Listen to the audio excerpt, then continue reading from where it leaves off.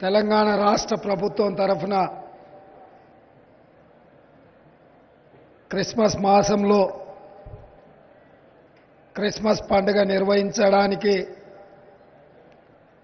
ఇంత పెద్ద ఎత్తున ఏర్పాటు చేసిన కార్యక్రమంలో మా శాసనసభ స్పీకర్ గడ్డం ప్రసాద్ గారు, మంత్రివర్గ సహచరుడు పొన్నం ప్రభాకర్ గారు, మాజీ మంత్రివర్యులు మహమ్మద్ అలీ షబ్బీర్ గారు, ఇతర పెద్దలందరూ, అంజన్ కుమార్ యాదవ్ గారు, అదేవిధంగా చాలామంది బిషప్లు, పాస్టర్లు రాష్ట్రం నలుమూలల నుంచి రావడమే కాకుండా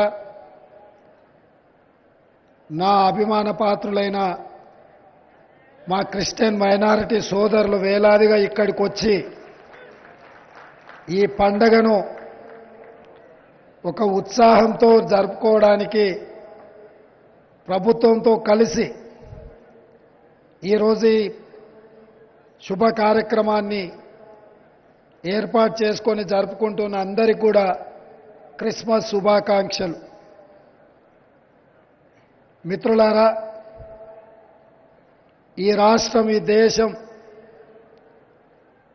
సుభిక్షంగా ఉంది అనంటే ఈ రాష్ట్రంలో, ఈ దేశంలో మత సామరస్యాన్ని కాపాడడమే కాకుండా ఈ దేశంలో ఏ మత విశ్వాసాలను ఎవరు విశ్వసించినా వారి మతాన్ని, వారి విశ్వాసాన్ని స్వేచ్ఛగా చెప్పుకునే అవకాశం కాంగ్రెస్ పార్టీ కల్పించింది, రక్షణ కాంగ్రెస్ పార్టీ కల్పించింది.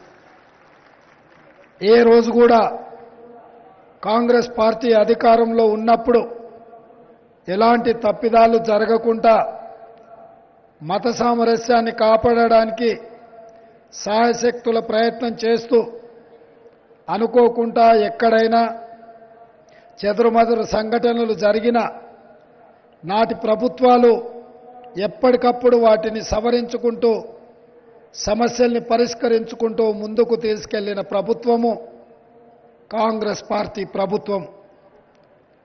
ఈరోజు పెద్దలు గొల్లపల్లి గారు చెప్పినారు, వాస్తవంగా చాలా సందర్భాలలో నేను మాట్లాడడం జరిగింది, చెప్పడం జరిగింది. డిసెంబర్ నెల మిరకల్ మంత్, తప్పకుండా మిరకల్ జరగబోతుంది. మా క్రిస్టియన్, ముస్లిం మైనారిటీ సోదరుల మీద నాకు సంపూర్ణమైన విశ్వాసం ఉంది. ఆ మిరకల్ మంత్లో వాళ్ళ శ్రమ, వాళ్ళ త్యాగం ఉంటుంది అని చెప్పిన ఈరోజు నేను చెప్పిన మాట వాస్తవం. ప్రపంచానికే డిసెంబర్ నెల మిరకల్ మంత్.